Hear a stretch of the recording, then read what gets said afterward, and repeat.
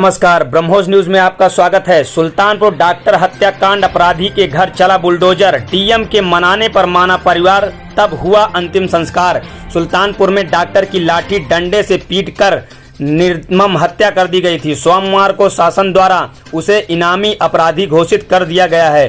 प्रशासन ने बुलडोजर चलाकर उसके निर्माण को भी ध्वस्त कर दिया गया है।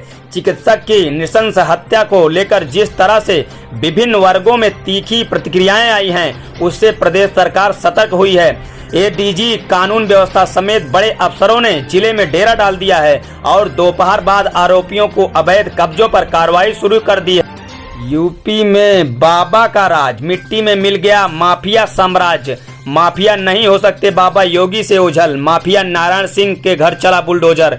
उत्तर प्रदेश सुल्तानपुर से बड़ी खबर, डॉक्टर घनश्याम त्रिपाठी की निर्मम हत्या में सुल्तानपुर की राजनीति में भारी उबाल देखने को मिल रहा है। आपको बताते चलें कि मृतक डॉक्टर के घर समाजवादी पार्टी के सचेतक व पूर्व कैबिनेट मंत्री मनोज कुमार पांडे और उनके साथ समाजवादी पार्टी के विधायक मोहम्मद ताहिर खान उनके पैतृक गांव सखौली कला लम्बुआ पहुंचे। शोक संवेदना व्यक्त कर परिवार को सांत्वना दे रहे हैं कि उनके साथ पूर्णतः समाजवादी पार्टी उनको इंसाफ दिलाकर ही रहेगी। उनके साथ समाजवादी पार्टी के कई अन्य नेताओं का भी भारी जमावड़ा रहा।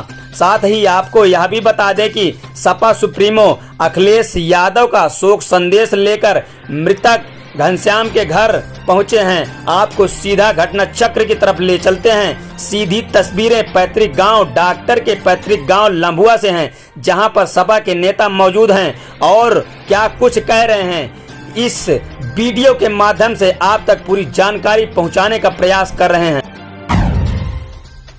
स्वर्गीय घनश्याम त्रिपाठी जी, जिनकी 23 तारीख को निर्मम हत्या हुई है, उनके परिजनों से, उनके छोटे अनुज से और उनके परिजनों से हम लोग मिलकर के अपनी संवेदना व्यक्त करने आए थे।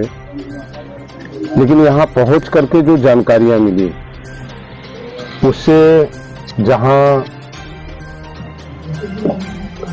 तकलीफ पहुंची, वही मैं कह सकता हूं कि ये हृदय विदारक घटना है। रेयर एंड रेस्ट केसेस ऐसे आते हैं जिनमें न केवल एक चिकित्सक को, जो पेशे से डॉक्टर थे, संविदा में उनकी नियुक्ति थी सीएससी में, उन्हें जिस तरह मारा गया है और मारने के पीछे की कोई घटना इस तरह की नहीं है।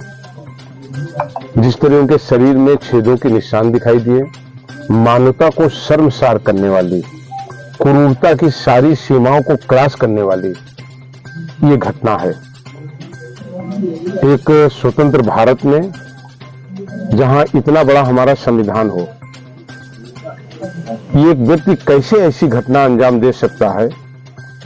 इससे लगता है कि न उसे प्रशासन का डर था, न उसको शासन का कोई डर है। इस घटना की जहां मैं घोर निंदा करता हूं, वही सरकार और सरकार में बैठे हुए, शासन बैठे हुए अधिकारियों से मांग करता हूं। ये अपवाद घटना है। इस घटना से मैं समझता हूं कि पूरे सुल्तानपुर ही नहीं, उत्तर प्रदेश में रहने वाले लोगों के अंदर एक डर और भय का माहौल बना है। इसमें कड़ी से कड़ी कार्रवाई करनी चाहिए। सरकार को संज्ञान में लेना चाहिए। एक अकेला परिवार के व्यक्ति थे जिनकी आय थी, उनके मृत्यु हो जाने के बाद तो कोई सहारा नहीं, क्योंकि वो कोई सरकारी कर्मचारी नहीं थे, संविदा कर्मी थे। सरकार को कम से कम पीड़ित परिवार की विधवा को 1 करोड़ रुपए, सरकारी नौकरी, दोषियों के विरुद्ध कड़ी से कड़ी कार्रवाई करनी चाहिए और जल्द से जल्द हत्यारों को और उनके हत्या के में सहयोग करने वाले लोगों को गिरफ्तार करके इस मुकदमे को फास्ट ट्रैक में कोर्ट में ला करके 1 महीने के अंदर निस्तारण कराना चाहिए। अभियोजन इसका ठीक से कराना चाहिए।